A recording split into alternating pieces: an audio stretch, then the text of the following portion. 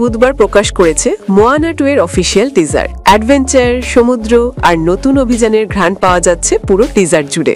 সবচেয়ে ভালো খবর, আগের মতোই মোয়ানা চরিত্রে কণ্ঠ দিয়েছেন আওলি ক্রাভালিও, আর শক্তিশালী ডেমিগড মাউই চরিত্রে আবারও কণ্ঠ দিয়েছেন দ্য রক ডুয়েন জনসন। মজার ব্যাপার হলো, মোয়ানা 2 প্রথমে টেলিভিশন সিরিজ হিসাবে তৈরির কথা ছিল, কিন্তু গল্পের পরিধি বড় হতে থাকায় ডিজনি এটিকে থিয়েট্রিক্যাল সিকুয়েলের রূপ দেয়। সিনেমার গল্প লিখেছেন এবং পরিচালনা করেছেন ডেভিড জি ডেরিক জুনিয়র। তার নেতৃত্বে আমরা নতুন রোমাঞ্চে ভরপুর একটি অ্যাডভেঞ্চার পাচ্ছি নিশ্চিত। এখন সবচেয়ে গুরুত্বপূর্ণ তথ্য, মোয়ানা 2 মুক্তি পাচ্ছে 29 নভেম্বর। বছরের শেষ দিকে নিশ্চয়ই দর্শকদের জন্য বিশাল আকর্ষণ নিয়ে আসছে ডিজনি। আরো বড় চমক হচ্ছে, ডিজনি মোয়ানার লাইভ অ্যাকশন রিমেকও করছে।